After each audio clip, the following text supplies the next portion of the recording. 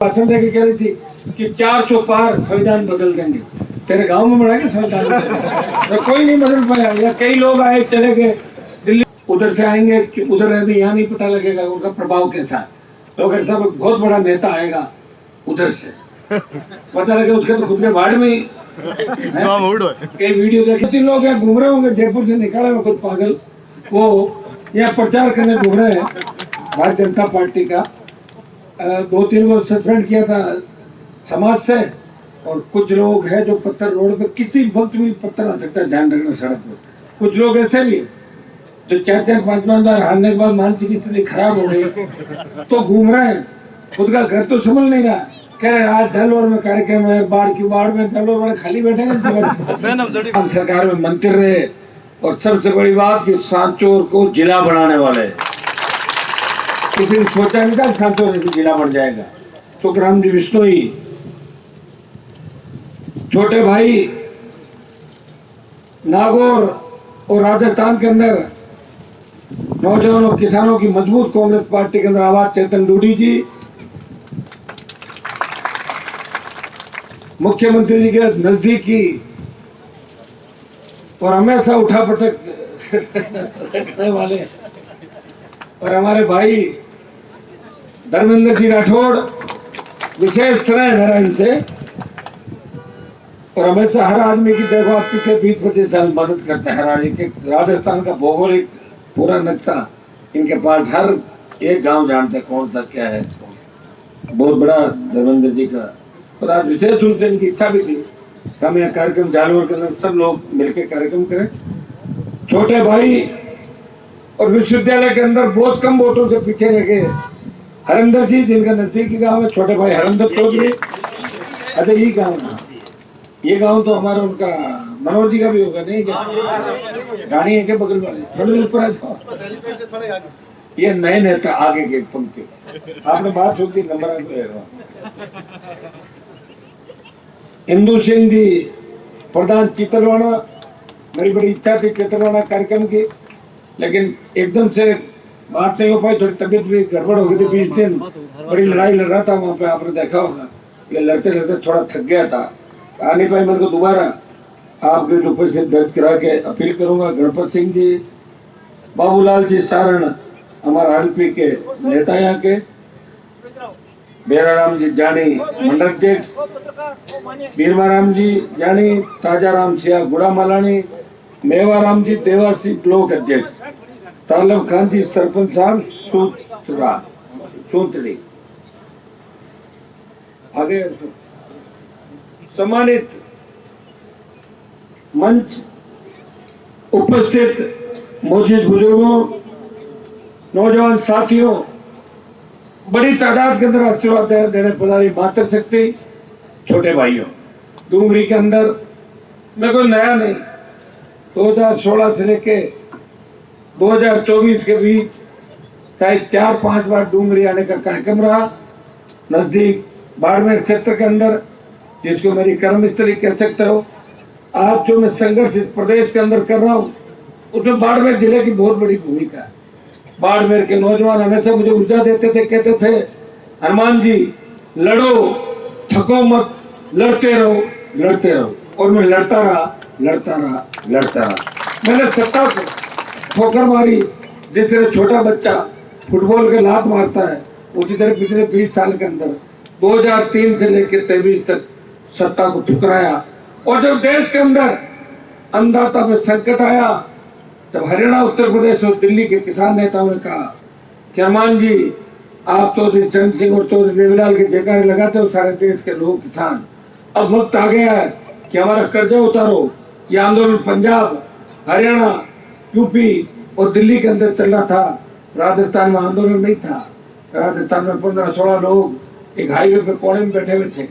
मैंने कहा मैं वो ऋण उतारूंगा तो ऋण आपका हमारे देश के पुरखों पे, किसानों पे, जो कर्जा माफ कराया, किसान को हमको चलना सिखाया।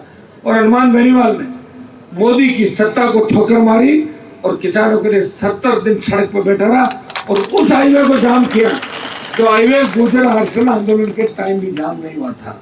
वो 2 बार ब्लॉक हुआ, एक बार मैंने ब्लॉक किया, जब ब्लॉक मैंने कर दिया तो कई लोग जाकर उसके बगल में बैठ गए थे।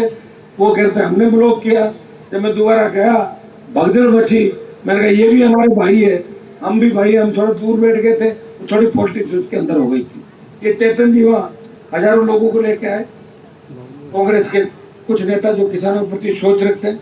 सुखजी भी मिलना है हमसे, चूंकि मोदी के काले कानूनों का विरोध था।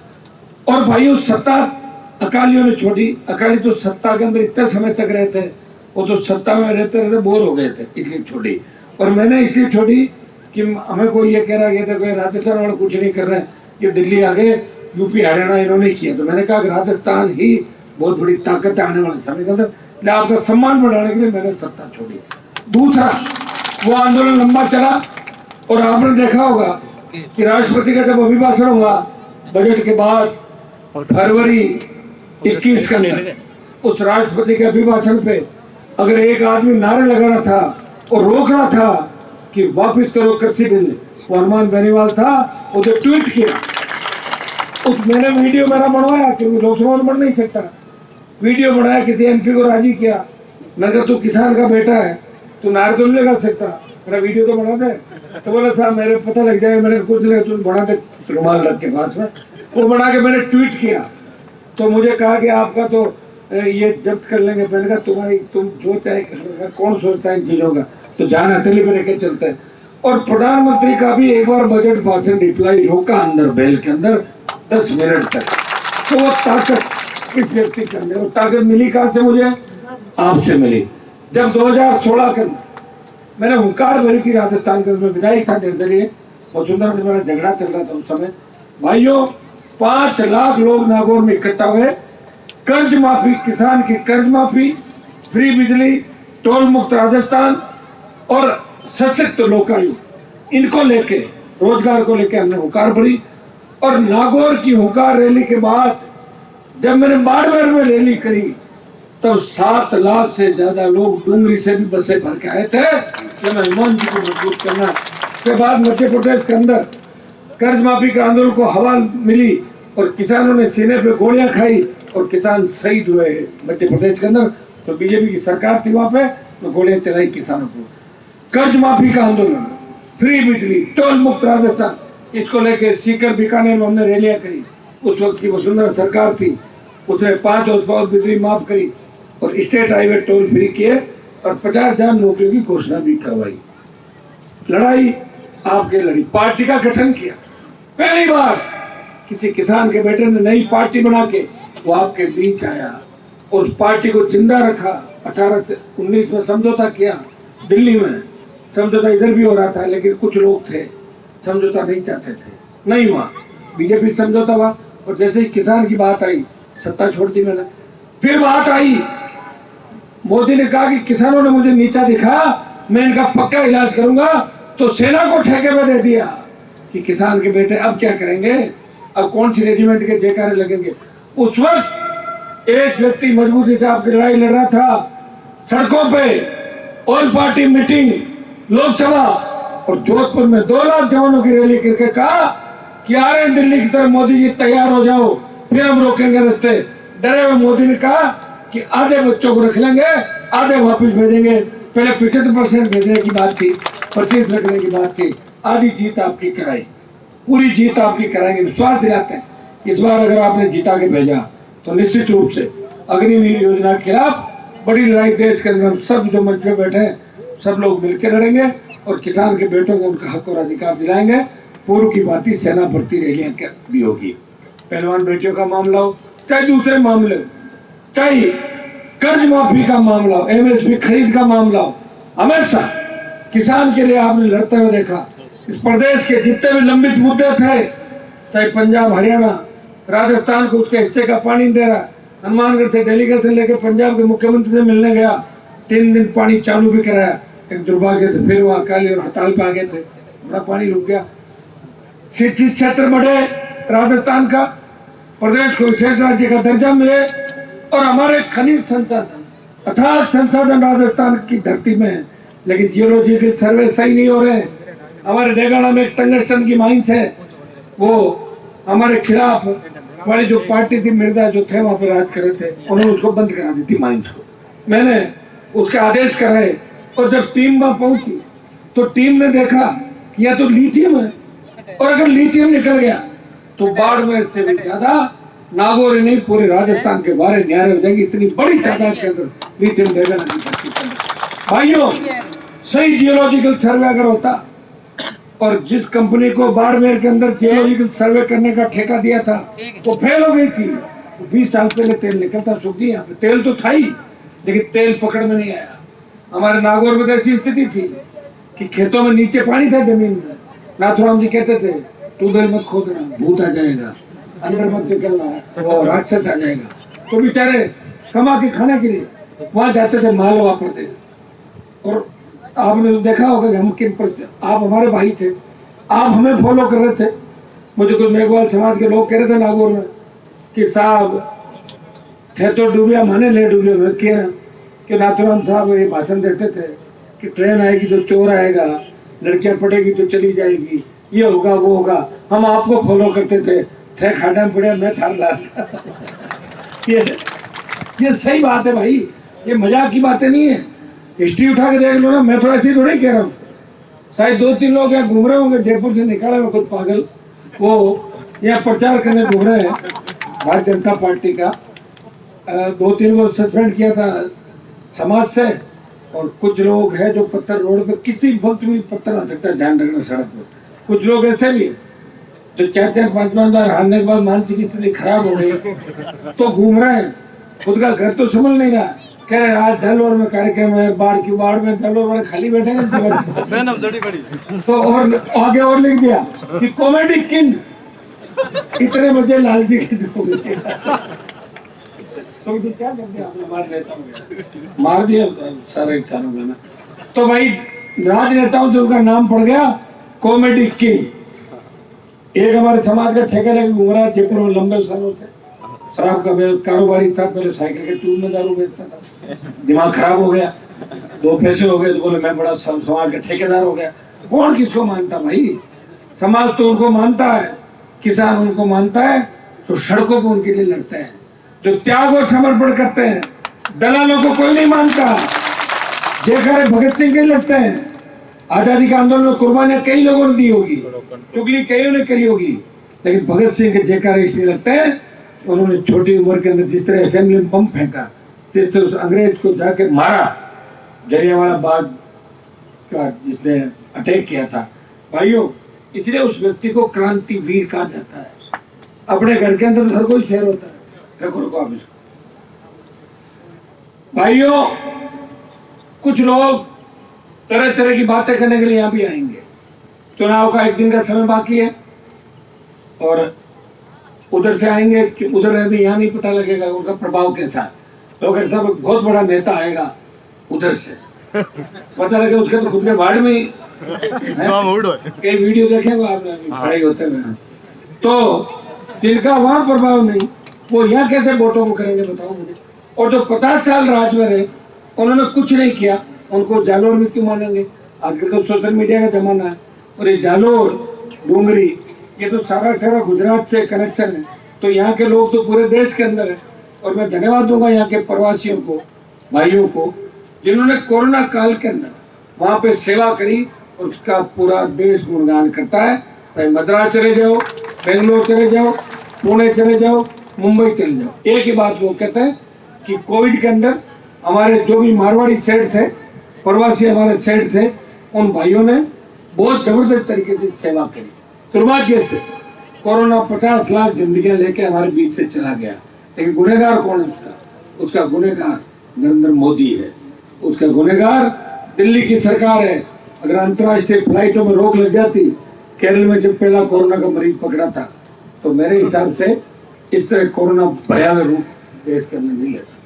कौन कहता है, यहाँ सरकार थी कांग्रेस पार्टी की, धर्मेंद्र जी रोज रोक लेते थे, कभी वेंटिलेटर रोक लिया, तो कभी ऑक्सीजन के हमारे टैंकर रोक लिए, कभी कुछ रोक लिया, और आरोप लगाते थे कि कांग्रेस का मैनेजमेंट अच्छा नहीं है, उसका मैनेजमेंट अच्छा नहीं। अरे मैनेजमेंट क्या करेगा, जो तुमने देश में कोविड ले आए, हवाई जहाज तुम्हारे अंडर में, अंतर्राष्ट्रीय एयरपोर्ट तुम्हारे, सीप तुम्हारे, सारा जल तुम्हारे। जब कोई एंट्री करेगा तो कहीं से करेगा, और जब एंट्री पॉइंट ही खुले हैं 2 महीने लोकसभा चलाई जीत करके ओम बिरला ने, मोदी जी ने कि रिकॉर्ड बना रहे हैं कि लोकसभा चलाई हमने कोविड के अंदर। ये रिकॉर्ड थोड़ी बना, बर्बाद कर दिया देश को। और लंपी के अंदर जिस तरह गौ माता ने दम तोड़ा, लंपी का टीका 2019 के अंदर जब उड़ीसा बंगाल में लंपी आई, उसमें टीका इजाद कर लेते तो इस तरह गौ माता को दम नहीं तोड़ना पड़ा। कितनी गायें गई थी अपने, ऐसे गई नहीं गई बताओ। पूरी तरीके से गाँव में हाहाकार मच गया था और लोग जेसीबी से खड्डे कर करके नहीं जाता। तो भाइयों, ये सारी परिस्थितियां आपने देखी है। पेट्रोल डीजल 100 पार, जिसकी कीमत कम थी 2014 के अंदर अंतर्राष्ट्रीय बाजार में प्रति बैरल, वो कीमत कम हुई है लेकिन पेट्रोल डीजल बढ़ा है। मैं लोकसभा में भाषण दे रहा था, एक मंत्री खड़ा हुआ, बोला अगर 7 स्टार होटल में खाना खाओगे तो बिल देना पड़ेगा, ढाबे में खाओगे तो ढाबे का बिल देना पड़ेगा। गाड़ियां चलाओ मत, साइकिल और मोटरसाइकिल से घूमो तो मोटरसाइकिल में तेल ही डलाना पड़ेगा। भाई ऐसे ऐसे जवाब इन लोगों के, इतना ज्यादा घमंड अभिमान इन लोगों का। और अभी आपने देखा होगा कि इलेक्टोरल बॉन्ड जो चंदा करने का सिस्टम था, छोटी पार्टियां फिर उनको इकट्ठा किया, साफ कर दिया उनको। हमारे जैसे लोग बच गए क्योंकि हमारे इलेक्टोरल बॉन्ड के बारे में तो जानता नहीं, 100 रुपए नहीं ली थी, इसलिए कोई तकलीफ मेरे नहीं पड़ी। लेकिन कांग्रेस पार्टी का अकाउंट इसलिए सीज कर देना कि कोई 7, 8, 10 लाख की पेनल्टी होगी, 14 लाख की पेनल्टी 5 गुना कर दो। लेकिन आप 2 मिनट बैठो, बहन जी बैठो, 2 मिनट बैठो। 14 लाख रुपए बोले साहब कम ज्यादा हो गए, इसलिए इनका अकाउंट सीज करके करोड़ रुपए का पकड़ा दिया। ये जो चाहे करते हैं। लेकिन इलेक्टोरल बॉन्ड के अंदर एक कंपनी से पैसा लिया जो गाय के मांस का निर्यात करती है बाहर, 250 करोड़ रुपए। कितने? 250 करोड़ गाय के मांस का निर्यात करने वाली कंपनी से लिया। कौन सा धर्म है इनका, कौन से कर्म है इनके, कैसे धर्म के ठेकेदार बन गए? कहाँ लिखा है ये?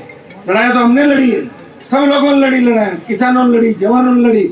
और देश की आजादी के अंदर जितना योगदान हिंदुओं का था, मुसलमानों का भी कम नहीं था। इस तरह किसी पर उंगली यूं नहीं उठा सकते। हर जाति के अंदर हो सकता है बुरे व्यक्ति होते हैं, हर जाति में भले व्यक्ति होते हैं। हमारी जाति में आप देख लो, नेताओं में 2-3 सड़क पर पत्थर फेंक रहे हैं, हम अच्छे अच्छे, वो सारी जाति खराब थोड़ी है, अच्छे भी तो है। कोई सड़क पर पत्थर में बुरा भी है। हर जाति समाज के अंदर अच्छे और बुरे लोग होते हैं। तो भाइयों, किसी एक व्यक्ति के खराब होने से अगर जाति को टारगेट करो, धर्म को टारगेट करो, ये लोकतांत्रिक देश है वर्ल्ड का सबसे बड़ा। और ये संविधान बाबा साहब भीमराव अंबेडकर ने बनाया था, के अंदर लिखा था कि वोट प्रत्येक व्यक्ति देगा। पहले वोट का अधिकार नहीं दे रहे थे, तब उन्होंने कहा कौन वोट डालेगा, किसी का उद्योगपति डालेगा, किसी का पढ़ा लिखा डालेगा, किसी का कोई। उन्होंने कहा नहीं, देश गुलामी की बेड़ों से मुक्त हुआ है 150-200 साल की, इसलिए प्रत्येक व्यक्ति को वोट का अधिकार। ये वोट का अधिकार बाबा साहब ने बनाया था, जिनका नारा जय भीम के नाम से करते हैं। भाइयों, उन बाबा साहब के बारे में हमारा एक नेता मेरे जिले का, वहाँ एक मेरे इलाके में एक जनों को लेके बैठा और कह रहा था कि आपने बाबूजी संविधान बनाए।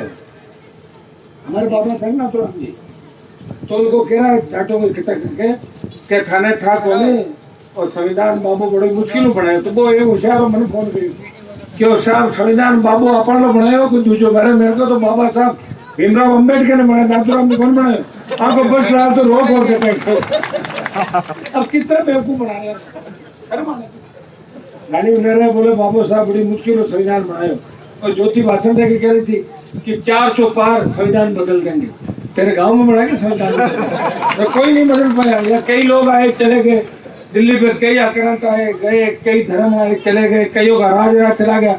हिंदुस्तान की लोकतांत्रिक व्यवस्था कभी खत्म नहीं हुई। ये वर्ल्ड के अंदर अमेरिका, जर्मनी, इंग्लैंड,